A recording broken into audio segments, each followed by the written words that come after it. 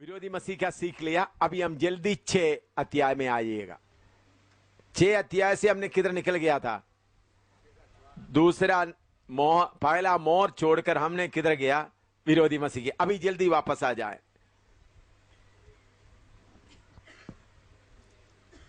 पहला मोर छोड़ दिया।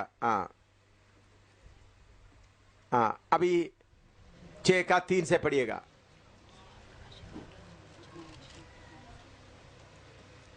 प्रकाशित वाक्य 6 का 3 से पढ़िएगा। जब उसने दूसरी मोहर खोली तो मैंने दूसरे प्राणी को ये कहते सुना, आ। फिर एक और घोड़ा निकला जो लाल रंग का था। उसके सवार को ये अधिकार दिया गया कि पृथ्वी पर से मेल उठा ले, ताकि लोग एक दूसरे का वध करें, और उसे एक बड़ी तलवार दी गई। हाँ, देखिए, इसमें कोई इंटरप्रिटेशन का जरूरत नहीं। परमेश्वर विरोधी मसीह के समय में अपना तंग करने का काम शुरू कर रहा है। परमेश्वर लोगों को क्या कर रहा है? क्योंकि असली लोग सब चले गए, बाकी यहूदी लोग रहे जो अविश्वासी है, उनको परमेश्वर क्या कर रहा है? तंग कर रहा है। ये एक घोड़े के साथ आके लोग शांति उठा लिया गया, आपस में मारना शुरू किया। इसके लिए कोई और इंटरप्रिटेशन नहीं है, इतना ही है। इसमें जितना लिखना है उतना ही है, इसमें और कुछ जानने का जरूरत नहीं है। उस वक्त शांति क्या होगा? लोगों के बीच में से हटा दिया जाएगा। लिख दो। सेकंड सील हो गया, दूसरा मोहर और तीसरा मोहर। आगे पढ़िएगा। जब उसने तीसरी मोहर खोली तो मैंने तीसरे प्राणी को ये कहते सुना, आ। मैंने दृष्टि की और देखो, एक काला घोड़ा है और उसके सवार के हाथ में एक तराजू है। और मैंने उन चारों प्राणियों के बीच में से एक शब्द ये कहते सुना, दिनार का सेर भर गेहूं और दिनार का 3 सेर जौ, पर तेल और दाखरस की हानि ना करना। अकाल शुरू हो गया। तीसरा घोड़े से क्या शुरू हो गया? अकाल, फैमिन।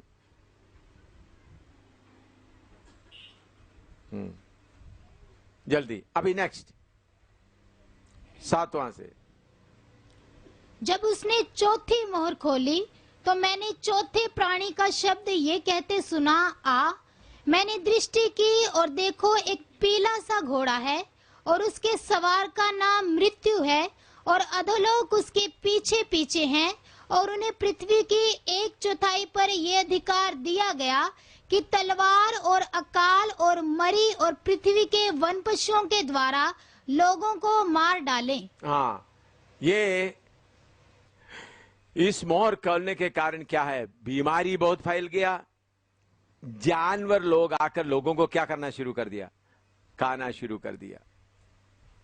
आपस में लड़ाई चल रहा है, बीमारी फैल गया, और जानवर भी आकर लोगों को खाना शुरू किया। मौत शुरू हो गया।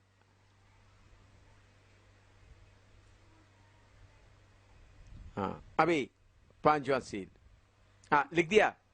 जल्दी लिख देते थे। हाँ, इसमें कोई जिधर आत्मिक इंटरप्रिटेशन चाहिए उधर मैं बताऊंगा। हाँ, अभी नेक्स्ट। जब उसने 5वीं मोहर खोली तो मैंने वेदी के नीचे उनके प्राणों को देखा, जो परमेश्वर के वचन के कारण और उस गवाही के कारण जो उन्होंने दी थी, वध किए गए थे। उन्होंने बड़े शब्द से पुकार कर कहा, हे स्वामी, हे पवित्र और सत्य, तू कब तक न्याय ना करेगा, और पृथ्वी के रहने वालों से हमारे लहू का बदला कब तक ना लेगा। उनमें से हर एक को श्वेत वस्त्र दिया गया, और उनसे कहा गया कि और थोड़ी देर तक विश्राम करो, जब तक कि तुम्हारे संगी दास और भाई जो तुम्हारे समान वध होने वाले हैं, उनकी भी गिनती पूरी ना हो ले। देखिए, इधर में देखते हैं, ये बहुत बड़ा भीड़, उन लोग रो रहा है। ये कोई यीशु मसीह का गवाह नहीं है। यीशु मसीह का गवाह कभी बदला लेना नहीं चाहता। ये व्यवस्था का लोग है, इस्राएल का व्यवस्था का। जो लोग व्यवस्था के अनुसार चलते थे, उनको विरोधी मसीह के बाकी लोग क्या कर दिया, मार दिया। तो उन लोग बोलते हैं इसका बदला चाहिए। तो प्रभु क्या बोलता है, ठहरो, तुम्हारा संज्ञा पूरा होने दो। आप उसके बारे में लिखो, इतना लिखो, ये यीशु मसीह के गवाही के कारण मार नहीं रहा है, व्यवस्था के कारण। व्यवस्था में क्या है, आंख के बाद आंख, दांत के बदले दांत। व्यवस्था के अनुसार जीवन बिताया और उनको मारा गया। उन लोग हमेशा क्या चाहेगा, बदला चाहेगा। यीशु मसीह के विश्वासी लोग क्या नहीं चाहेगा, बदला नहीं चाहेगा। यह है फर्क। नेक्स्ट, अभी 5 सील हो गया, अभी 6वां सील। जब उसने 6वीं मोहर खोली तो मैंने देखा कि एक बड़ा भूकंप हुआ और सूर्य कंबल के समान काला और पूरा चंद्रमा लहू के समान हो गया। आकाश के तारे पृथ्वी पर ऐसे गिर पड़े जैसे बड़ी आंधी से हिलकर अंजीर के पेड़ में से कच्चे फल झड़ते हैं।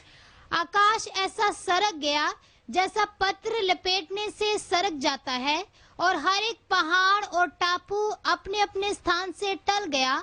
तब पृथ्वी के राजा और प्रधान और सरदार और धनवान और सामर्थी लोग और हर एक दास और हर एक स्वतंत्र पहाड़ों की खोहों में और चट्टानों में जा छिपे, और पहाड़ों और चट्टानों से कहने लगे, हम पर गिर पड़ो और हमें उसके मुंह से जो सिंहासन पर बैठा है और मेमने के प्रकोप से छिपा लो, क्योंकि उनके प्रकोप का भयानक दिन आ पहुंचा है। अब कौन ठहर सकता है। हाँ, अभी परमेश्वर पृथ्वी का सिस्टम को हिलाने जा रहा है।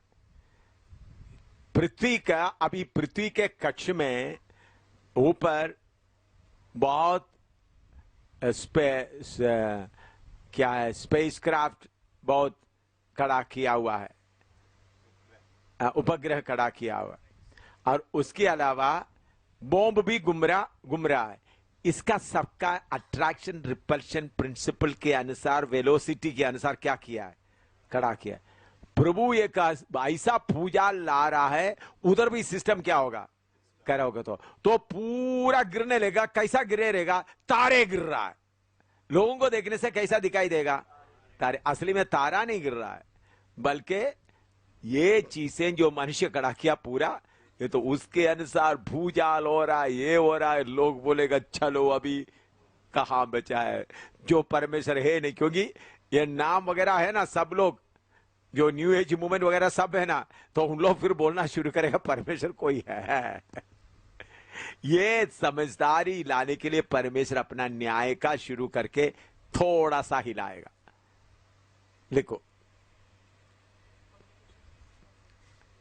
है पूरा सब कम्युनिकेशन सिस्टम पूरा, ये जो स्पेस सिस्टम, स्पेस में उपग्रह सिस्टम, जो सैटेलाइट सिस्टम, सब क्या होगा।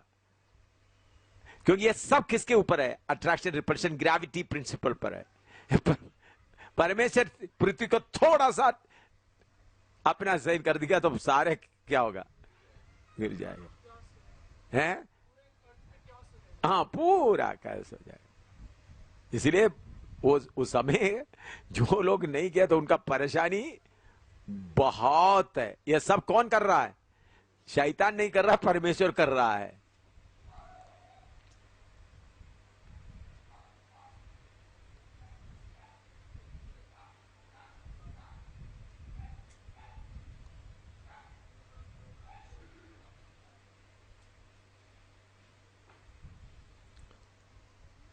पढ़ लिया। अभी 7वां अध्याय में आए हैं, थोड़ा स्पीड से, क्योंकि आगे जाकर जिधर एक्सप्लेनेशन चाहिए उधर में मुझे टाइम चाहिए, इसलिए जल्दी जल्दी इसको पढ़कर जाएं, क्योंकि इसमें कोई आत्मिक अर्थ का कोई जरूरत नहीं है। जिधर में जाकर आत्मिक अर्थ जरूरत है उधर में वहीं रुक करके पढ़ाएंगे। अभी 7वां अध्याय में आएगा। अभी 6 अध्याय में किसी को कोई सवाल, पूरा क्लियर हो गया ना 6 अध्याय। अभी 7 शुरू करें।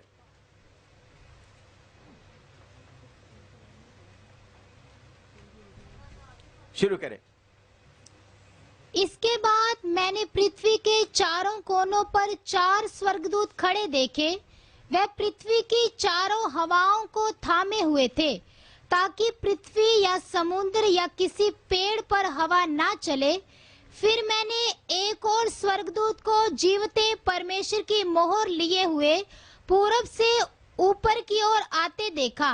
उसने उन चारों स्वर्गदूतों से, जिन्हें पृथ्वी और समुद्र की हानि करने का अधिकार दिया गया था, ऊंचे शब्द से पुकार कर कहा, जब तक हम अपने परमेश्वर के दासों के माथे पर मोहर ना लगा दें, तब तक पृथ्वी और समुद्र और पेड़ों को हानि ना पहुंचाना। जिन पर मोहर दी गई, मैंने उनकी गिनती सुनी, अर्थात इस्राएल की संतानों के सब गोत्रों में से 1,44,000 पर मोहर दी गई। यहूदा के गोत्र में से 12,000 पर मोहर दी गई, रूबेन के गोत्र में से 12,000 पर, गाद के गोत्र में से 12,000 पर, आशेर के गोत्र में से 12,000 पर, नप्ताली के गोत्र में से 12,000 पर, मनश्शे के गोत्र में से 12,000 पर, शमौन के गोत्र में से 12,000 पर, लेवी के गोत्र में से 12,000 पर, इस्साकार के गोत्र में से 12,000 पर, जुबुलून के गोत्र में से 12,000 पर, यूसुफ के गोत्र में से 12,000 पर और बिन्यामीन के गोत्र में से 12,000 पर मोहर दी गई। हाँ, इधर में हम देखते हैं इसराइल के 12 गोत्र से 12,000 लोगों, 1,44,000 लोगों को अलग किया। ये लोग वही है जो अपने ऊपर 666 का नंबर नहीं लेगा। इन लोगों को परमेश्वर के स्वर्गदूत अलग करके, ताकि इन लोग क्या करेंगे, यीशु मसीह परमेश्वर का सच्चे गवाह होने के लिए 1,44,000। इन लोगों को बाद में भी आप देखेंगे, ठीक है ना? नोट कर लो इसको। और कोई ट्रांसलेशन और कोई तर्जुमा का कोई जरूरत नहीं है, जैसा लिखा वैसा ही विश्वास करो। लेकिन सीपीएम वाला लोग बोलते हैं 1,44,000। हाँ, हम हैं। अच्छा, नेक्स्ट, अभी 9 से पढ़िएगा। इसके बाद मैंने दृष्टि की और देखो, हर एक जाति और कुल और लोग और भाषा में से एक ऐसी बड़ी भीड़ जिसे कोई गिन नहीं सकता था, श्वेत वस्त्र पहने और अपने हाथों में खजूर की डालियां लिए हुए सिंहासन के सामने और मेमने के सामने खड़ी है और बड़े शब्द से पुकार कर कहती है, उद्धार के लिए हमारे परमेश्वर का जो सिंहासन पर बैठा है और मेमने का जय जयकार हो। और सारे स्वर्गदूत उस सिंहासन और प्राचीनों और चारों प्राणियों के चारों ओर खड़े हैं। फिर वे सिंहासन के सामने मुंह के बल गिर पड़े और परमेश्वर को दंडवत करके कहा, आमीन। हमारे परमेश्वर की स्तुति और महिमा और ज्ञान और धन्यवाद और आदर और सामर्थ और शक्ति युगान युग बने रहे, आमीन। इस पर प्राचीनों में से एक ने मुझसे कहा, ये श्वेत वस्त्र पहने हुए कौन हैं और कहां से आए हैं? मैंने उससे कहा, हे स्वामी, तू ही जानता है। उसने मुझसे कहा, ये वे हैं जो उस महाक्लेश में से निकलकर आए हैं। इन्होंने अपने अपने वस्त्र मेमने के लहू में धोकर श्वेत किए हैं। इसी कारण वे परमेश्वर के सिंहासन के सामने हैं और उसके मंदिर में दिन रात उसकी सेवा करते हैं। जो सिंहासन पर बैठा है वह उनके ऊपर अपना तंबू तानेगा।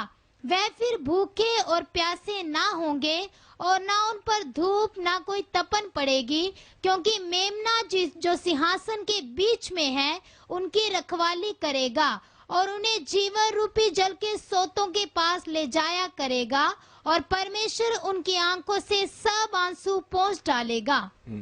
देखिए, ये अच्छी तरह से समझना,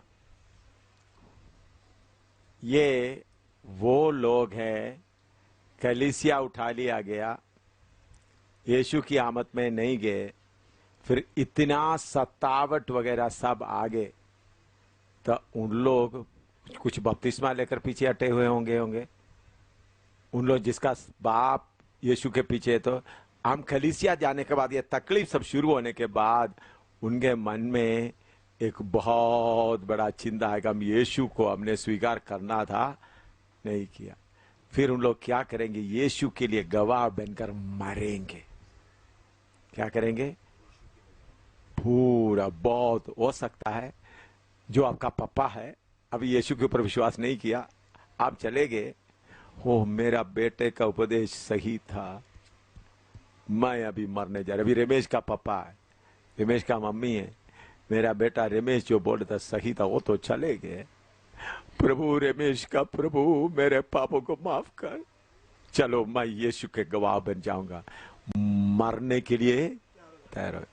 ऐसा बहुत लोग यीशु के नाम के कारण मरेगा। इसराइल से 1,44,000 के अलावा सारे दुनिया की कोने से बहुत, अभी समझ लो हमें मट्टू का घर से, मट्टू का मुसलमान का या अरीफ, तो मट्टू का मार्ग सही था, मट्टू का यीशु सही था। हम मट्टू का खुदा मुझे माफ कर, यीशु मुझे माफ कर। उन लोगों को उस वक्त बपतिस्मा वगैरह कुछ नहीं, बपतिस्मा देने के लिए कोई नहीं। उन लोग इसलिए लिखा बहुत भूख लगेगा, वचन कहाँ मिलेगा, वचन कहाँ मिलेगा, लेकिन ढूंढने से वचन नहीं मिलेगा।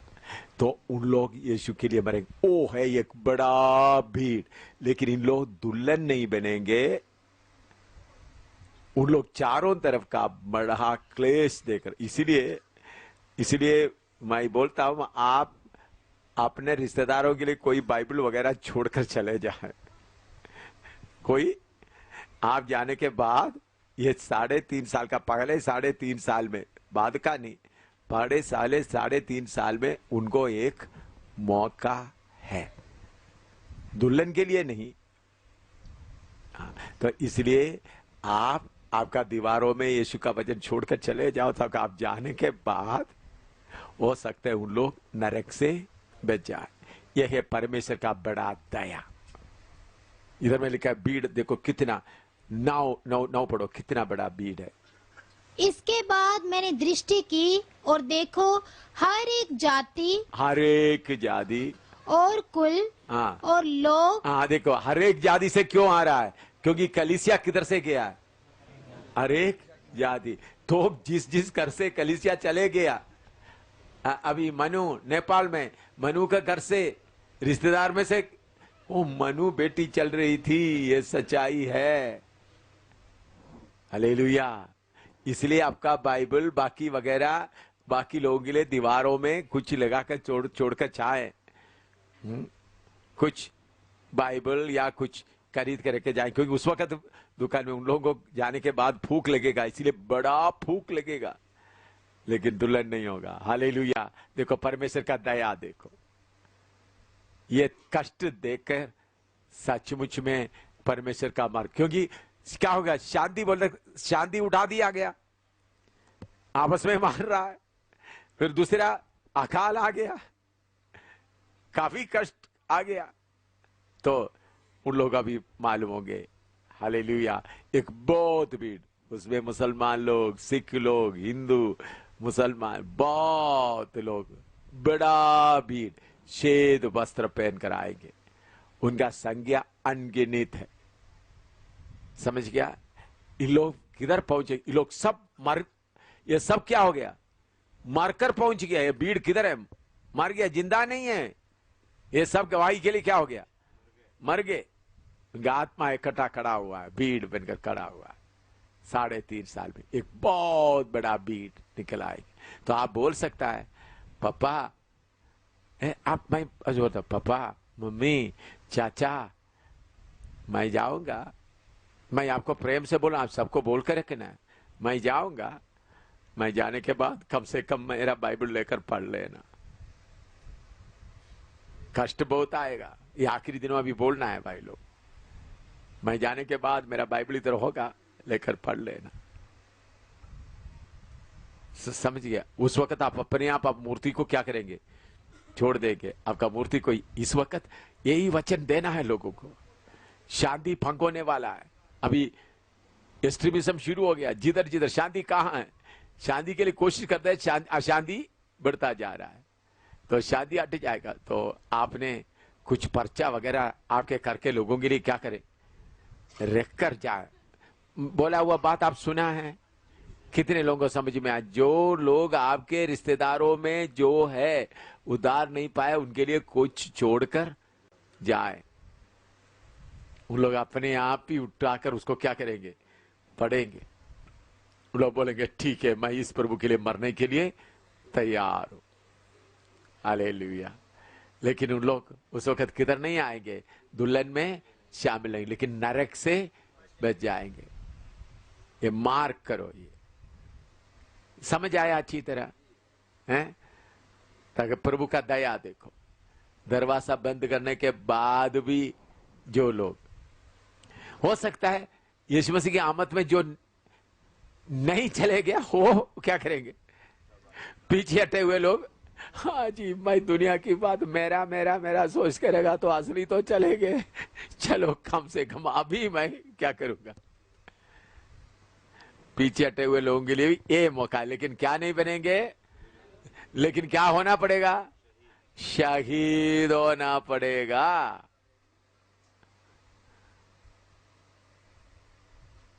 विश्वास के लिए क्या होना पड़ेगा, शहीद होना पड़ेगा।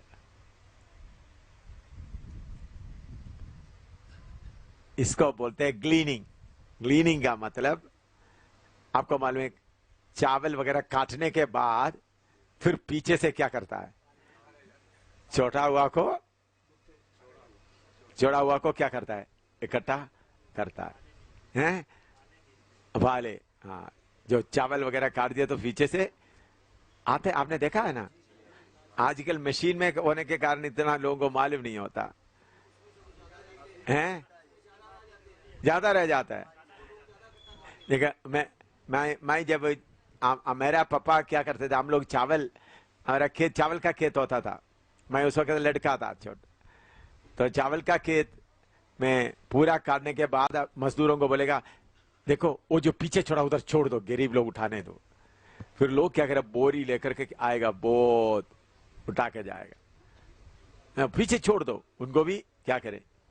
आपको मालूम, मेरे पापा का मैं बहुत धन्यवाद देता हूं। मैं अभी पास्टर बन गया, मेरा पापा क्या करते थे, चावल वगैरह पूरा पहले उसका 10वां हिस्सा सबसे पहले फेतों में ले जाएगा, पास्टर के घर में ले जाएगा, उधर रह के उतार कर पास्टर को बोलेगा प्रार्थना को आपका हिस्सा, फिर आकर बाकी घर में ले जाएगा, बेचेगा। पहला हिस्सा किधर जाएगा, मैं कितने बार बोला बेटा आ जाओ, मजदूरों के सिर पे रखकर बोरी बोरी उठाकर पहले किधर, पास्टर के घर में ले जाकर रखेगा, पास्टर प्रार्थना करो, फिर उसके बाद आके मजदूरों को दे, बेचने वाला बेचेगा, बाकी घर में। तो पापा हमेशा बोला पहला प्रभु का। अब हमको खेला होता था, खेला में सबसे पहले आना मोटा सा मोटा किधर जाएगा, फेतों में जाएगा पहला। मैं वो देखकर उसका फल मैं अभी खा रहा हूं, मेरा पिता कितना प्रभु को प्यार करते हुए, कोई भी अच्छे चीज निकला तो वो किधर जाएंगे, हाँ, कप्पा होता मेरा बेटा, कप्पा बहुत होता है जो उसका सुखाने के लिए, तो पापा देखा सबसे बड़ा अच्छा होता था, हाँ, उसको मार कर ये किधर जाएगा, पास्टर के घर में जाएगा, ऐसा होता था। हालेलुया। और मेरा मम्मी क्या करते थे, आप बहनों के लिए मैं बताता हूं, पापा पूरा चावल का 10वां हिस्सा किधर दे दिया पहले, फिर मम्मी ग्लास में चावल क्या करता है, बनाने के लिए डालता है, तो पूरा 3 ग्लास 4 ग्लास, हमारा उधर में नाड़ी बोलता है, नाड़ी का मतलब इसी मुताबिक एक लकड़ी का है, उसमें से नाप करते, वो डालकर एक ऐसा है साफ करने वाला, उसमें डालते हैं। फिर मम्मी क्या करते हैं, 1 2 3 4 10 अलग डालेगा, 10 का क्या करेगा, अलग डाले। संडे सुबह मेरे हाथ में देखा, बेटा पास्टर के पत्नी के पास ले देना। किसको देना, पूरा, जब भी चावल बनेगा तो 10वां हिस्सा निकालेगा। और उसके बाद मुर्गी अंडा जितना रहता है, तो वो भी जितना अंडा आता है, अंडा टमाटर, वो भी मुझे चावल, मैं कितने बार, मुझे बोलेगा पास्टर के पास नहीं देना, पीछे से जाना, पीछे जाकर पास्टर माँ के हाथ में दे देना, मैं कितने बार। तो हमको कोई आशीष का कमी कुछ भी नहीं हुआ, कोई अच्छा, हमको पेड़ का, आम का पेड़ भी बहुत होते थे, मोटा मोटा आम देते हो तो नहीं, ये किधर जाएगा, पास्टर के घर में जाएगा, मोटा आम आया तो नारियल भी ऐसा करते थे, हमको भी उसमें अच्छा होता था। अभी मेरा पापा मछली खरीद कर लाते थे, बड़ा मछली, कभी कभी ये मछली छोटा थोड़ा नहीं, कभी 20 किलो का 15 किलो का बड़ा मछली होता, तो नौकर लोग कंधे पे उठा कर लेके आएगा। तो मछली तो मम्मी क्या करेगा, उसमें से अच्छा हिस्सा काट करके तैयार करके पास्टर के लिए रख देगा, किधर जिसमें कोई कांटा नहीं, कोई जैसा, इसी मुताबिक करते थे। अब को बोले हमारे, इसीलिए पास्टर लोग कितना खुश हो जाते थे, केला भी हो, हर बात।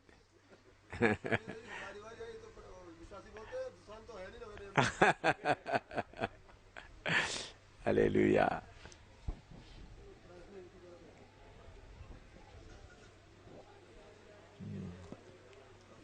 तो मैं अभी बोला अपने प्रभु के, तो प्रभु का देने में कितना खुश हो जाना चाहिए। का देने में चावल भी हो, आटा भी हो, कुछ भी हो, कोई नंबर 1 किसको है? प्रभु को। पहला फल, अभी खेत का पहला फल किसको जाएगा? प्रभु का पहला फल। अभी नया दे, खुशी से दे दो पहला फल प्रभु के।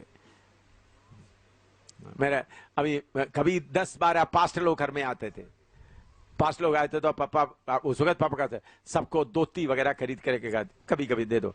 फिर उनको बोलेगा जाकर, उस वक्त बीफ खाते थे बहुत, वो बीफ आप समझते हैं ना? नहीं, वो इंतजाम करते, मम्मी को बोलेगा बना के रख दो, खूब खाने दो, इन लोग प्रभु के लिए मार खाता है, लोग प्रभु के लिए गवा दे, बाकी जगह में खाना नहीं मिलता, इनको खूब खाना खिलाओ, खूब दे दो इनको, मछली अंडा वगैरह खूब दे दो।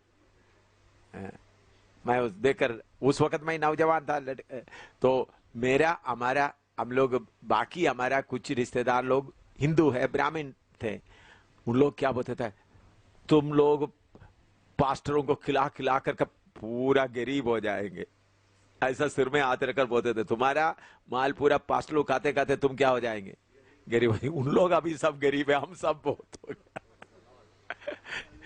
उन लोग, हमारा एक फैमिली मीटिंग हुआ, मैं उसमें, मुझे प्रचार के लिए बुलाया था, फैमिली मीटिंग मतलब उसमें ब्राह्मण लोग भी, हमारा पुराना जो उसमें कुछ मिनिस्टर ऐसा ऐसा खोले, बहुत कुरियनूर कुम परपड़ा कुटुंबम पूरा हमारा फैमिली नहीं में परपड़ा आना कुड़िकल परपड़ा फैमिली नहीं, तो परपड़ा का बहुत लोग होता है, वो लोग सब मिलकर के, अमेरिका से इंग्लैंड सब आ गए, कम से कम 1,500 तक लोग आया फैमिली मीटिंग।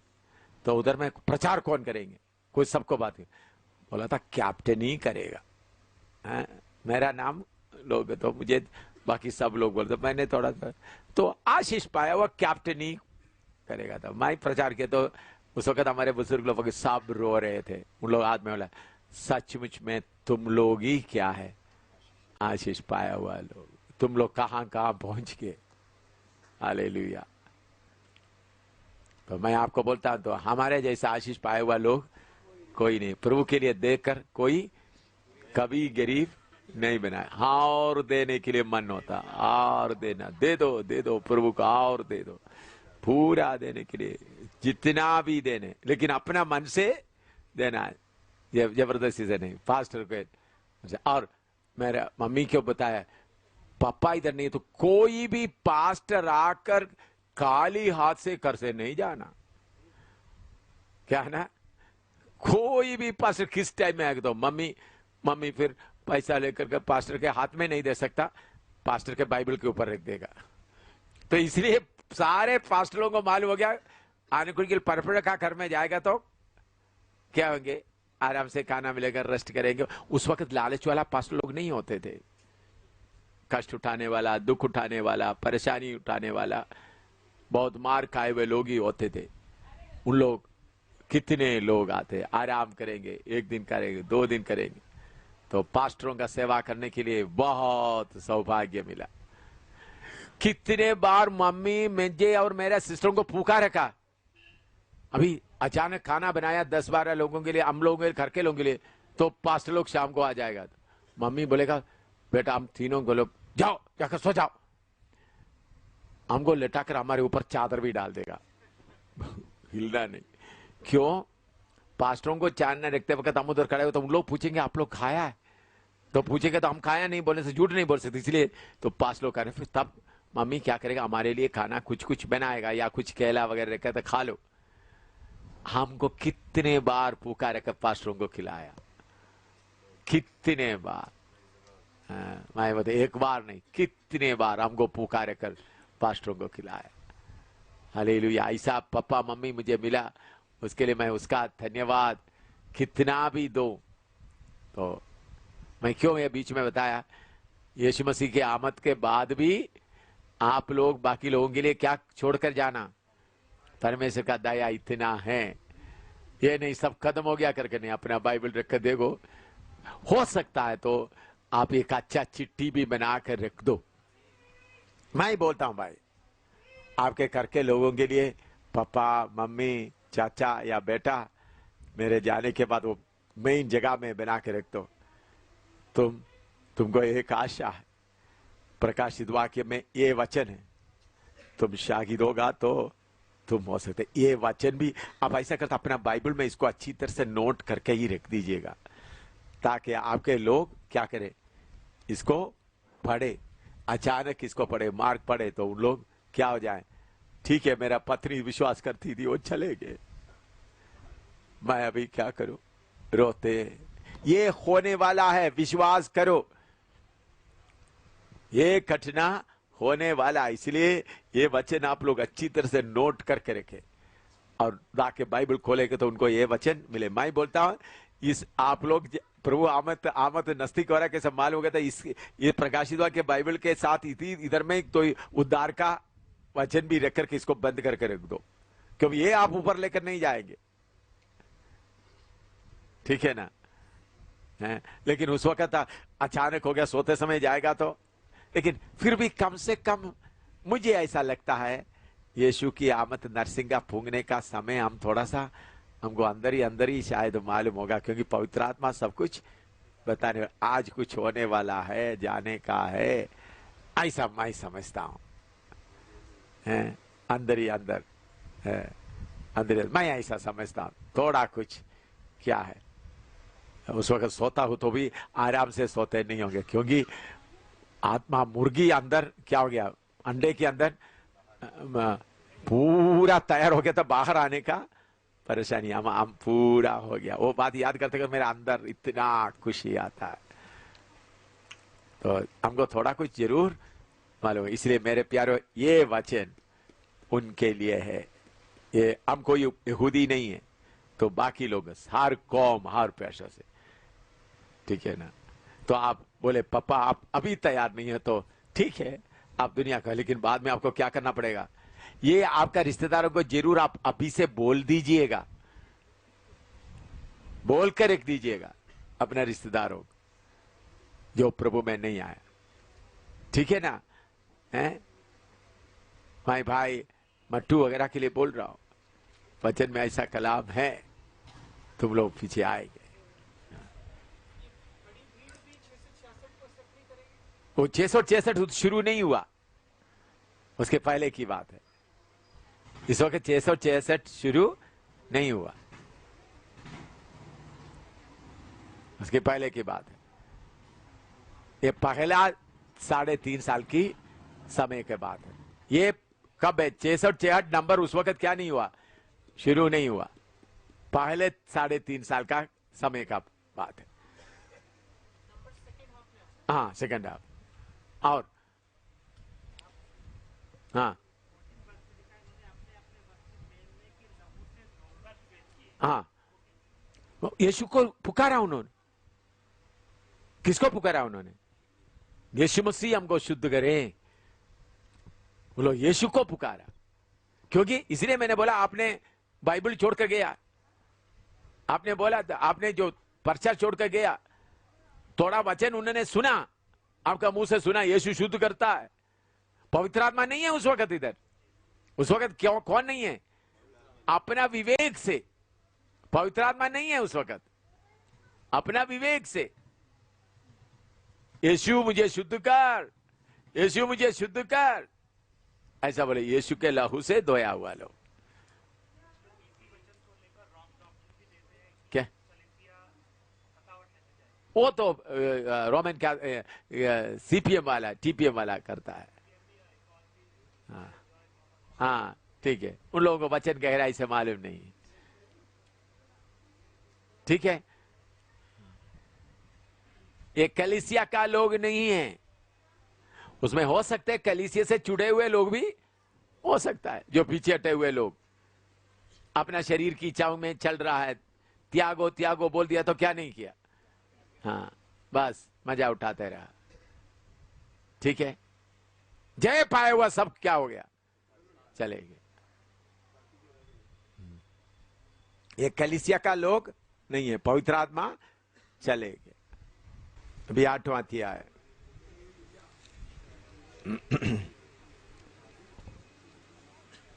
आठवां अध्याय पढ़िएगा। जब उसने 7वीं मोहर खोली तो स्वर्ग में आधे घंटे तक सन्नाटा छा गया। तब मैंने उन 7 स्वर्गदूतों को देखा जो परमेश्वर के सामने खड़े रहते हैं, और उन्हें 7 तुरहियां दी गई। फिर एक और स्वर्गदूत सोने का धूपदान लिए हुए आया और वेदी के निकट खड़ा हुआ, और उसको बहुत धूप दिया गया कि सब पवित्र लोगों की प्रार्थनाओं के साथ सोने की उस वेदी पर जो सिंहासन के सामने है चढ़ाए। उस धूप का धुआं पवित्र लोगों की प्रार्थनाओं सहित स्वर्गदूत के हाथ से परमेश्वर के सामने पहुंच गया।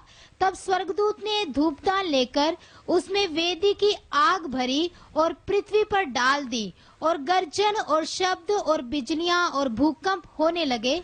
तब वे 7 स्वर्गदूत जिनके पास 7 तुरहियां थी, उन्हें फूंकने को तैयार हुए।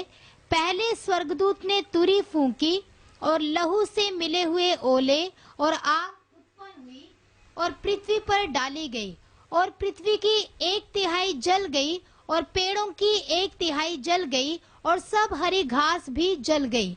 दूसरे स्वर्गदूत ने तुरही फूंकी तो मानो आग सा जलता हुआ एक बड़ा पहाड़ समुद्र में डाला गया, और समुद्र का 1/3 लहू हो गया, और समुद्र के 1/3 प्राणी मर गए, और 1/3 जहाज नष्ट हो गए। तीसरे स्वर्गदूत ने तुरही फूंकी, और एक बड़ा तारा जो मशाल के समान जलता था स्वर्ग से टूटा, और नदियों की 1/3 पर और पानी के सोतों पर आ पड़ा। उस तारे का नाम नागदोना है, और 1/3 पानी नागदोना सा कड़वा हो गया, और बहुत से मनुष्य उस पानी के कड़वे हो जाने से मर गए। चौथे स्वर्गदूत ने तुरही फूंकी, और सूर्य की 1/3 और चांद की 1/3 और तारों की 1/3 पर आपत्ति आई, यहाँ तक कि उनका 1/3 अंग अंधेरा हो गया, और दिन की 1/3 में उजाला ना रहा, और वैसे ही रात में भी। हाँ बस यहाँ तक अभी कोई बताने का जरूरत नहीं, आपको आराम से समझने वाला बात है। इसमें कोई बात है आपको, कोई देख लो, कोई बात कोई आपको ये नॉर्मल वैसा ही होना है, इसमें कोई तर्जमा करने का कोई जरूरत नहीं है। इधर में प्रार्थना लोग, क्योंकि परमेश्वर के साथ संत लोग भी पृथ्वी से क्या ले रहा है, बदला ले रहा है, शैतान और उनका लोगों के ऊपर। एक कष्ट के बाद दूसरा कष्ट, एक परेशानी के बाद दूसरा परेशानी आ रहा है। इसमें कोई गहरी आत्मिक बात का कोई शब्द इसमें नहीं है, सिर्फ पढ़कर समझना बस। ठीक है, अभी उसका 13 से आगे पढ़िएगा, 13 पढ़िएगा। जब मैंने फिर देखा तो आकाश के बीच में एक उकाब को उड़ते और ऊंचे शब्द से ये कहते सुना, उन 3 स्वर्गदूतों की तुरही के शब्दों के कारण जिनका फूंकना अभी बाकी है, पृथ्वी के रहने वालों पर हाय हाय हाय। हाँ, तो फिर आगे आने वाला 3 स्वर्गदूतों के द्वारा कष्ट आता है, उस वक्त पृथ्वी में कष्ट और बहुत होगा। इधर में हम देखते समय में पुराना संत लोग कितने लोग बदला लेने के लिए इंतजार कर रहे थे। ये यहूदियों का समय है, कलीसिया का समय नहीं है। कलीसिया का समय के बीच का 1 हफ्ता, ये पूरा पुराना नियम का पवित्र लोग है। इसमें कलीसिया का लोग एक भी नहीं है। एक कलीसिया का लोग, कलीसिया उस वक्त स्वर्ग में है, तो उन लोग न्याय करने के लिए नहीं आ रहा। तो ये सब आपको देखें कब तक बदला, आदम से लेकर सारे संत लोग, बहुत बड़ा झुंड है, उनको बहुत दुनिया के लोग तंग किया, शैतान का शक्ति तंग किया। इसलिए उन लोग बोल रहा है इसमें जय पाया हुआ संत लोग कोई भी नहीं है, उनका प्रार्थना नहीं है। और स्वर्ग से उन लोग आराम से जगह में कर रहा, अभी सब लोग इकट्ठा। तो असली बोलने से असली उसका मतलब क्या है, उन लोग पहले प्रार्थना किया, सब इकट्ठा करके रखा हुआ है, उसका जवाब अभी दे रहा है। पहले उन लोग कष्ट के समय में प्रार्थना करके गया, उसका जवाब अभी दे रहा है, स्वर्गदूत डेल रहा है। जब पांचवें स्वर्गदूत ने तुरही फूंकी तो मैंने स्वर्ग से पृथ्वी पर एक तारा गिरता हुआ देखा और उसे अथाह कुंड की कुंजी दी गई। उसने अथाह कुंड को खोला और कुंड में से बड़ी भट्टी का सा धुआं उठा और कुंड के धुएं से सूर्य और वायु अंधकार में हो गए। उस धुएं में से पृथ्वी पर टिड्डियां निकली और उन्हें पृथ्वी के बिच्छुओं की सी शक्ति दी गई। उनसे कहा गया कि ना पृथ्वी की घास को, ना किसी हरियाली को, ना किसी पेड़ को हानि पहुंचाए, केवल उन मनुष्यों को हानि पहुंचाए जिनके माथे पर परमेश्वर की मोहर नहीं है। उन्हें लोगों को मार डालने का तो नहीं, पर 5 महीने तक पीड़ा देने का अधिकार दिया गया। और उनकी पीड़ा ऐसी थी जैसे बिच्छू के डंक मारने से मनुष्य को होती है। उन दिनों में मनुष्य मृत्यु को ढूंढेंगे और ना पाएंगे और मरने की लालसा करेंगे और मृत्यु उनसे भागेगी। उन टिड्डियों के आकार लड़ाई के लिए तैयार किए हुए घोड़ों जैसे थे और उनके सिरों पर मानो सोने के मुकुट थे और उनके मुंह मनुष्यों के से जैसे थे। उनके बाल स्त्रियों के बाल जैसे और दांत सिंहों के दांत जैसे थे। वे लोहे की सी झिलम पहने थे और उनके पंखों का शब्द ऐसा था जैसा रथों और बहुत से घोड़ों का जो लड़ाई में दौड़ते हैं हों। उनकी पूंछ बिच्छुओं की सी थी और उनमें डंक थे और उन्हें 5 महीने तक मनुष्य को दुख पहुंचाने की जो शक्ति मिली थी वह उनकी पूंछों में थी। अथाह कुंड का दूत उन पर राजा था, उसका नाम इब्रानी में अब्दोन और यूनानी में अपोलियोन है। बस इधर में 5वां दूत किया तो एक बड़ा फौज जो अथाह कुंड में बंद किया था उसको खोल दिया गया। उनका रूप के बारे में लोगों को तंग करने के लिए उनका दूत अबदोन फ्री अबदोन तो कल परसों भी हमने अबदोन लड़ने के लिए आए थे, उनसे घोर लड़ाई हुआ। अबदोन उसके अंदर बांधा हुआ नहीं है बल्कि ये फौज बांधा हुआ। ये भी शैतान का फौज है, लेकिन कौन इस्तेमाल कर रहा है? परमेश्वर इस्तेमाल कर रहे हैं लोगों को तंग करने के लिए। ये ऐसा लोगों को आकर काटेगा, कैसे उनको दर्द अजीब से अजीब हाय दर्द करके क्या करना शुरू होगा।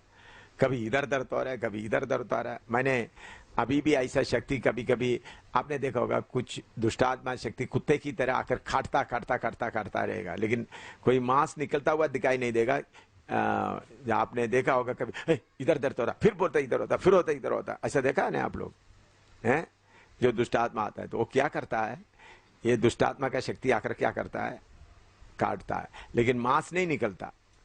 ऐसा तो कभी कभी थोड़ा निशान भी, ब्लू निशान भी कभी कभी आता है, लेकिन हमेशा नहीं। तो ये भारी कितना महीने के लिए तंग करेगा लोगों को? 5 महीने के लिए, ठीक है। हाँ, टिड्डियों का उनका आंखों में से देखने से कैसा दिखाई देगा? असली रूप उनका दिखाई देगा। दुष्टात्मा है लेकिन इनका रूप इसी मुताबिक है।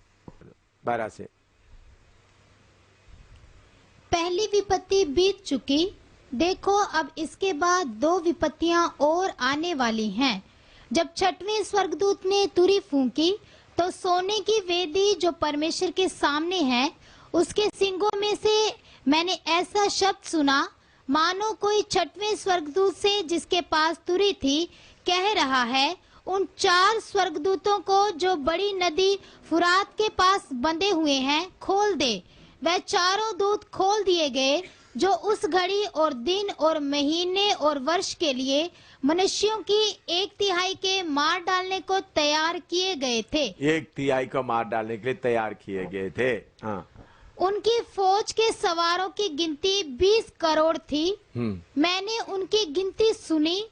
मुझे इस दर्शन में घोड़े और उनके ऐसे सवार दिखाई दिए जिनकी झिलमें आग और धूम्रकांत और गंधक की सी थी, और उन घोड़ों के सिर सिंहों के सिरों के समान थे, और उनके मुंह से आग, धुआं और गंधक निकलते थे।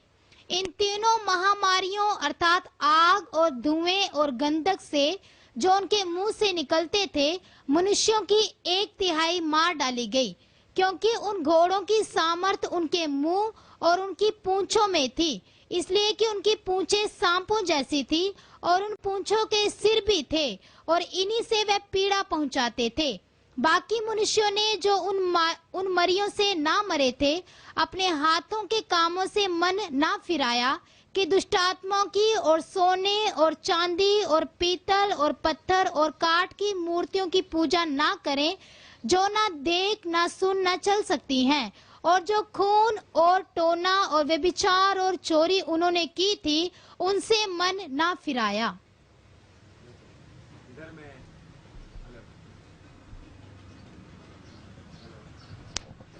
हेलो, हाँ, इधर में हम देखते हैं घोड़े, फौज आता है। ये किस्म का इधर में लिखा 3 महामारी। आत्मा में देखते वक्त घोड़े जैसा आकर, लेकिन लोगों को क्या दिखाई देगा? महामारी, दर्द वगैरह होता था। 1/3 लोग मर जाएंगे, क्योंकि साइंस और विरोधी मसीह कितना भी इनका इलाज बाकी पूरा सिस्टम शुरू करे तो परमेश्वर क्या करेगा? इनका कोई कंट्रोल में नहीं होगा। पूरा बुरी तरह से लोगों के ऊपर आएगा, इतना क्लेश आएगा। समझे? कोई सवाल उसमें? ठीक है, अभी 10वां अध्याय शुरू करो। ये इसमें कोई इधर सिर्फ कष्ट, एक के बाद कष्ट, दूसरा कष्ट, तीसरा कष्ट आ रहा है। इसमें कोई आत्मिक अर्थ देखने का कोई जरूरत नहीं है। हाँ, और 10, अभी 10 बोलो, 10 पढ़ो। फिर मैंने एक और शक्तिशाली स्वर्गदूत को बादल ओढ़े हुए स्वर्ग से उतरते देखा। उसके सिर पर मेघ धनुष था, उसका मुंह सूर्य के समान और उसके पांव आग के खंबे के समान थे। उसके हाथ में एक छोटी सी खुली हुई पुस्तक थी। उसने अपना दाहिना पांव समुद्र पर और बायां पृथ्वी पर रखा, और ऐसे बड़े शब्द से चिल्लाया जैसे सिंह गरजता है। और जब वह चिल्लाया तो गर्जन के 7 शब्द सुनाई दिए। जब 7 गर्जन के शब्द सुनाई दे चुके तो मैं लिखने पर था, पर मैंने स्वर्ग से ये शब्द सुना, जो बातें गर्जन के उन 7 शब्दों से सुनी हैं, उन्हें गुप्त रख और मत लिख। जिस स्वर्गदूत को मैंने समुद्र और पृथ्वी पर खड़े देखा था, उसने अपना दाहिना हाथ स्वर्ग की ओर उठाया, और जो युगान युग जीवता है, और जिसने स्वर्ग को और जो कुछ उसमें है, और पृथ्वी को और जो कुछ उस पर है, और समुद्र को और जो कुछ उसमें है सृजा, उसी की शपथ खाकर कहा, अब तो और देर ना होगी, वरन 7वें स्वर्गदूत के तुरी फूंकने पर होने वाले शब्द के दिनों में परमेश्वर का गुप्त मनोरथ उस सुसमाचार के अनुसार जो उसने अपने दास भविष्यवक्ताओं को दिया पूरा होगा। जिस शब्द को मैंने स्वर्ग से बोलते सुना था, वह फिर मेरे साथ बातें करने लगा, जा, जो स्वर्गदूत समुद्र और पृथ्वी पर खड़ा है, उसके हाथ में की खुली हुई पुस्तक ले ले। मैंने स्वर्गदूत के पास जाकर कहा, ये छोटी पुस्तक मुझे दे। उसने मुझसे कहा, ले, इसे खा ले। ये तेरा पेट कड़वा तो करेगी, पर तेरे मुंह में मधु सी मीठी लगेगी। अतः मैं वह छोटी पुस्तक उस स्वर्गदूत के हाथ से लेकर खा गया। वह मेरे मुंह में मधु सी मीठी तो लगी, पर जब मैं उसे खा गया तो मेरा पेट कड़वा हो गया। तब मुझसे ये कहा गया, तुझे बहुत से लोगों और जातियों और भाषाओं और राजाओं के विषय में फिर भविष्यवाणी करनी होगी। इधर में वो भी कष्ट का बात, उसमें सिर्फ एक वचन एक्सप्लेन करने का है, 7वां पढ़ो। वरन 7वें स्वर्गदूत के तुरी फूंकने पर होने वाले शब्द के दिनों में परमेश्वर का गुप्त मनोरथ उस सुसमाचार के अनुसार जो उसने अपने दास भविष्यताओं को दिया पूरा होगा। पूरा होगा। वो कौन सा है? नया पृथ्वी, नया आसमान, नया यरूशलेम। इसके बारे में याद दिला, परमेश्वर का गुप्त ज्ञान बताया, पूरा होगा। अभी खिताब उसमें लिखो, खाया तो मुंह में मीठा था, पेट में कड़वा। उसका मतलब न्याय। शुरू में देखने से थोड़ा इतना, लेकिन चलते चलते न्याय क्या होता था, बहुत ही लोगों के ऊपर का परमेश्वर जो सजा देने का है वो बहुत ही कड़वा है, बहुत ही सहने के लिए बहुत ही मुश्किल है। देखते वक्त में बोलने के लिए आसान जैसा रहेगा, लेकिन उसका जब सहना शुरू करेंगे तब वो बहुत गंभीर रीति से होगा। ये भी पूरा कष्ट। इसमें इतना ही आत्मिक अर्थ है। और इसमें कोई सवाल है तो पूछो। 10वां अध्याय में सिर्फ न्याय के बारे में कोई सवाल? ठीक है, सवाल नहीं तो अभी 11 अध्याय शुरू करो। फिर मुझे नापने के लिए एक सरकंडा दिया गया और किसी ने कहा, उठ, परमेश्वर के मंदिर और वेदी और उसमें उपासना करने वालों को नाप ले, पर मंदिर के बाहर का आंगन छोड़ दे, उसे मत नाप, क्योंकि वह अन्य जातियों को दिया गया है और वह पवित्र नगर को 42 महीने तक रौंदेगी। मैं अपने 2 गवाहों को ये अधिकार दूंगा कि टाट ओढ़े हुए 1260 दिन तक भविष्यवाणी करें। ये वह ही जैतून के 2 पेड़ और दीवट हैं जो पृथ्वी के प्रभु के सामने खड़े रहते हैं। यदि कोई उनको हानि पहुंचाना चाहता है तो उनके मुंह से आग निकलकर उनके बैरियों को भस्म करती है, और यदि कोई उनको हानि पहुंचाना चाहेगा तो अवश्य इसी रीति से मार डाला जाएगा। उन्हें अधिकार है कि आकाश को बंद करें कि उनकी भविष्यवाणी के दिनों में मेघ ना बरसे, और उन्हें सब पानी पर अधिकार है कि उसे लहू बनाएं, और जब जब चाहें तब तब पृथ्वी पर हर प्रकार की विपत्ति लाएं। जब वह अपनी गवाही दे चुकेंगे तो वह पशु जो अथाह कुंड में से निकलेगा उनसे लड़कर उन्हें जीतेगा और उन्हें मार डालेगा। उनके शव उस बड़े नगर के चौक में पड़े रहेंगे जो आत्मिक रूप से सदोम और मिस्र कहलाता है। यहाँ उनका प्रभु भी क्रूस पर चढ़ाया गया था। सब लोगों और कुलों और भाषाओं और जातियों के लोग उनके शवों को 3.5 दिन तक देखते रहेंगे और उनके शवों को कब्र में रखने ना देंगे। पृथ्वी के रहने वाले उनके मरने से आनंदित और मगन होंगे और एक दूसरे के पास भेंट भेजेंगे, क्योंकि इन दोनों भविष्यवक्ताओं ने पृथ्वी के रहने वालों को सताया था। परंतु 3.5 दिन के बाद परमेश्वर की ओर से जीवन का श्वास उनमें बैठ गया और वे अपने पांव के बल खड़े हो गए और उनके देखने वालों पर बड़ा भय छा गया। तब उन्हें स्वर्ग से एक बड़ा शब्द सुनाई दिया, यहाँ ऊपर आओ। ये सुन वे बादल पर सवार होकर अपने बैरियों के देखते देखते स्वर्ग पर चढ़ गए। फिर उसी घड़ी एक बड़ा भूकंप हुआ और नगर का 10वां भाग गिर पड़ा और उस भूकंप से 7,000 मनुष्य मर गए और शेष डर गए और स्वर्ग के परमेश्वर की महिमा की। दूसरी विपत्ति बीत चुकी, देखो तीसरी विपत्ति शीघ्र आने वाली है। हाँ, बस इधर में ये भी इसमें आपको बताना, ये की बात इसमें बताना है। 2 गवाह आ रहा है। सिलोन पेंटिकोस्टल लोग बोलता है हानुक और एलिया आएगा, लेकिन हानुक और एलिया नहीं, मूसा और एलिया आएगा। उन लोग हानुक के बारे में ऐसा बोलते हैं, लेकिन इस्राएल के साथ संबंध रखने वाला कौन है? मूसा और एलिया। और इधर में बताया हुआ काम किया हुआ लोग भी ये दोनों में। हानुक के ऐसा कोई काम किया नहीं। हानुक को इस्राएल के साथ कोई संबंध है ही नहीं था। हानुक जब जीवित रहते वक्त इस्राएल नाम को ये कौम नहीं था। एलिया और मूसा ही आया और उन लोग उनको मार डाला। मैंने बोला ये इनके काम के द्वारा, एलिया और मूसा के द्वारा इस्राएल में बहुत बेदारी हो जाएगा। वो बेदारी में हम देखते हैं 1,44,000 लड़ने अपना गवाही देने के लिए निकल आ गया। निकल आया और इसी मुताबिक उन लोग आगे बढ़ेंगे।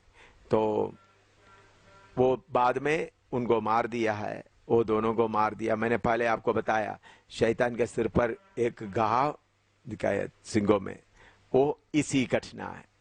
ये लड़ाई एलिया और मूसा के साथ का लड़ाई, उस वक्त अचानक लोग, पहले सब लोग इस्राएली लोग सब किसके अधीन में थे?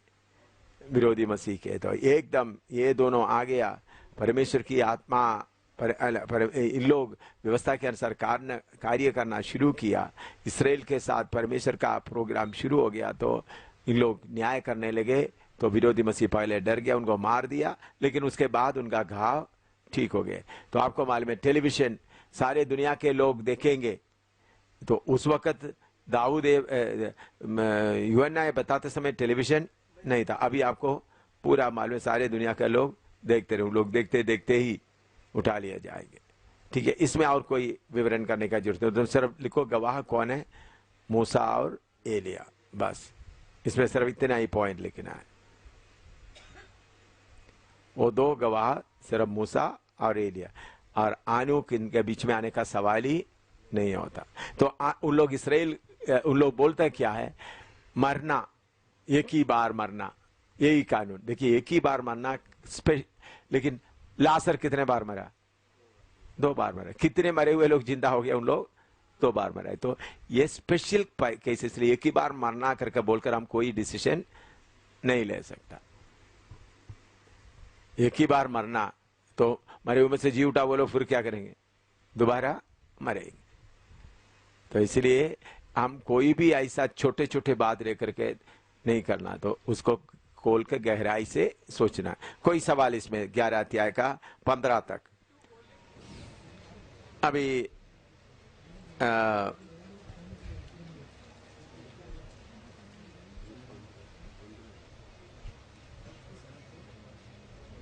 15 पढ़िएगा। जब 15 से। हाँ। जब 7वें दूत ने तुरी फूंकी तो स्वर्ग में इस विषय के बड़े बड़े शब्द होने लगे, जगत का राज्य हमारे प्रभु का और उसके मसीह का हो गया, और वह युगान युग राज्य करेगा। तब 24 प्राचीन जो परमेश्वर के सामने अपने अपने सिंहासन पर बैठे थे, मुंह के बल गिरकर परमेश्वर को दंडवत करके ये कहने लगे, हे सर्वशक्तिमान प्रभु परमेश्वर जो है और जो था, हम तेरा धन्यवाद करते हैं कि तूने अपनी बड़ी सामर्थ को काम में लाकर राज्य किया है। जातियों ने क्रोध किया, पर तेरा प्रकोप आ पड़ा, और वह समय आ पहुंचा है कि मरे हुओं का न्याय किया जाए, और तेरे दास भविष्यवक्ताओं और पवित्र लोगों को और उन छोटे बड़ों को जो तेरे नाम से डरते हैं बदला दिया जाए, और पृथ्वी के बिगाड़ने वाले नष्ट किए जाएं। तब परमेश्वर का जो मंदिर स्वर्ग में है वह खोला गया, और उसके मंदिर में उसकी वाचा का संदूक दिखाई दिया, और बिजलियां और शब्द और गर्जन और भूकंप हुए, और बड़े ओले पड़े। हाँ, देखिए इधर में बता हुआ बातें समझना है। परमेश्वर शैतान और उनका शक्तियों के ऊपर न्याय करते हुए सारे दुनिया का हुकूमत अपने ऊपर लेने का तैयारी कर रहा है। इसलिए उसका अनाउंसमेंट, पहले एक अनाउंसमेंट में 15 सारे धरती का अधिकार किसके पास आ गया है? प्रभु यीशु मसीह के पास आ गया। तब तक शैतान का पकड़ या विरोधी मसीह का पकड़ लोगों के अंदर से निकल गया। फिर हम देखते हैं स्वर्ग में संदूक दिखाई दिया। इसका मतलब परमेश्वर का राज्य आरंभ, राज्य करने का आरंभ, 1000 साल का आरंभ करने के लिए। वो राज्य कैसा आगा मैं आगे आकर पढ़ेंगे। तो 2 राज्य है, एक परमेश्वर का राज्य, दूसरा परमेश्वर व्यवस्था के समय में दिया हुआ के अनुसार का राज्य। तो पहले शारीरिक रीति का राज्य चलेगा, फिर उसके बाद नया तुर्ती नया में आत्मिक रीति से चलेगा, उधर में मौत नहीं होगा। तो पहला इसलिए इधर में परमेश्वर और स्वर्ग में अपना तंबू खोल दिया। इसका मतलब अभी मैं पृथ्वी पर राज्य करने का तैयारी कर चुका है, क्योंकि तब उस वक्त विरोधी मसीह पूरा परेशान हो गया, क्योंकि कोई सिस्टम कंट्रोल नहीं कर सकता। लोगों के अंदर का शांति गया, इधर में लोग मर रहा है, उधर में ओला गिर रहा है, इधर में कर रहा है, फिर भी वो दांत पीस करके तैयारी कर रहा है। समझ आया? हाँ, कोई सवाल इसमें तो पूछिएगा। कोई आपको समझने के लिए कोई विवरण चाहिए तो पूछिएगा। हैं? परमेश्वर राज्य शुरू करने जा रहा है। 1000 साल के लिए राज्य शुरू करने का तैयारी बताया। सारे धरती किसका राज्य हो गया? परमेश्वर का। तो परमेश्वर फिर 1000 साल में पक्का मिला परमेश्वर का मंदिर होगा उस। तो इसलिए परमेश्वर क्या कर रहा है? पुराना नियम में जो बताया हुआ उस संदूक का, परमेश्वर का राज्य का, व्यवस्था का समय दोबारा शुरू कर रहा है। समझ आया? हाँ हाँ, वो दिखाते हुए वो पृथ्वी का उधर में कहां गया? इधर स्वर्ग में है। इसलिए परमेश्वर मूसा को क्या बोलता है? मैं जो तुमको दिखाता हूं। तो उसका मतलब किधर से दिखाया? स्वर्ग का। हाँ, धरती का तो कहां गया हमको मालूम नहीं। इसलिए मैंने बोला है नहीं, इसलिए मैंने बोला गुप्त मना यिर्मयाह। कुछ लोग सोचते हैं यिर्मयाह उसको ले जाकर किधर रखा है, छुपा कर रखा है करके बोलता है, लेकिन वो वचन में नहीं है। इसराइली लोग ऐसा बोलते हैं। और है जब हम लोग राज्य करेंगे उस वक्त शैतान नहीं है, तो लोगों को पाप करने का मन नहीं होगा। ठीक। और लेकिन फिर भी मौत रहेगा। हाँ, इसका मतलब परमेश्वर इस्राएल को राज्य करते हुए, अभी देखो यीशु मसीह क्रूस पर जान देने के बाद मंदिर टूट गया। उस बात से लेकर आज तक व्यवस्था का कार्य नहीं हो रहा है, मंदिर नहीं है। तो अभी विरोधी मसीह आकर एक मंदिर बनाएगा, लेकिन 3.5 साल के अंदर उन्होंने उसके अंदर क्या बनाएगा? अपना मूर्ति रखेगा। इसलिए अंगनकाली छोटे सारे ज्यादा है। तो उसका मतलब व्यवस्था का काम शुरू नहीं हुआ। तो इसलिए परमेश्वर क्या कर रहा है? मेरे व्यवस्था के अनुसार 1000 साल मैं राज्य करने के लिए आरंभ करने जा रहा हूं। इसलिए दानियल के सिंहासन में बैठकर प्रभु यीशु मसीह राज्य करेगा। जो प्रभु सारे दुनिया को बताएंगे, मैं जो दाऊद के सिंहासन में, मैं क्या दानियल बोला? दाऊद के सिंहासन में। दानियल गलत है, दाऊद के सिंहासन में बैठकर प्रभु यीशु मसीह क्या करेगा? राज्य करेगा। तो उसके लिए अभी तैयार हो गया। तो इधर में सारे डामाडोल और इधर में सारे क्या हो रहा है? गड़बड़ हो गए सब इनको, क्योंकि उधर से ओले गिर रहा है, इधर से सितारे गिर रहा है, इधर में ये गिर रहा है, इधर में उधर बीमारी आ रहा है, इधर घोड़े आकर कर रहा है, लोग हाय हाय हाय बोलकर कर रहा है। और तो उस वक्त परमेश्वर ठीक है, अभी मैं राज्य करने के लिए थोड़ा दिखा रहा हूं, मैं राज्य करने के लिए आने वाला हूं। हाँ हाँ हाँ, परमेश्वर का व्यवस्था 1000 मूसा का उसमें मूसा का व्यवस्था का पूरा नहीं, परमेश्वर खुद यीशु मसीह खुद ही उधर बैठकर क्या कर रहा है, लेकिन उसका कंटिन्यूएशन होगा। हाँ, नया नया, क्योंकि इसलिए ये बहुत लोग आकर परमेश्वर का उस वक्त बलि चढ़ाएंगे करके नहीं है, लेकिन पूरा मंदिर वगैरह सब ऐसा होगा। तो सही व्यवस्था, तो वो हम प्रभु यीशु मसीह कैसा राज्य करता है, हम भी उनके साथ होंगे राज्य करने के लिए। नया नियम के अनुसार का नया यरूशलेम में शुरू होगा। हाँ, और धरती पर 1000 साल के लिए दुल्हन राज करेगी। हाँ अभी यहूदी भी हैं, हाँ और भी 1,44,000 भी हैं। हाँ, और तो उनका कैसे मैचिंग कैसे हुआ? सबसे ऊंचा दुल्हन, सबसे पहला दुल्हन होगा। दुल्हन यीशु के समान। ये दुल्हन का आज्ञा को कौन मानेगा? 1,44,000 और यहूदी सब मानेंगे। हाँ, दुल्हन यीशु के बराबर। मेन जो गवर्न करेंगे वो दुल्हन ही है, दुल्हन करेंगे। इन लोग उसका नीचे होंगे।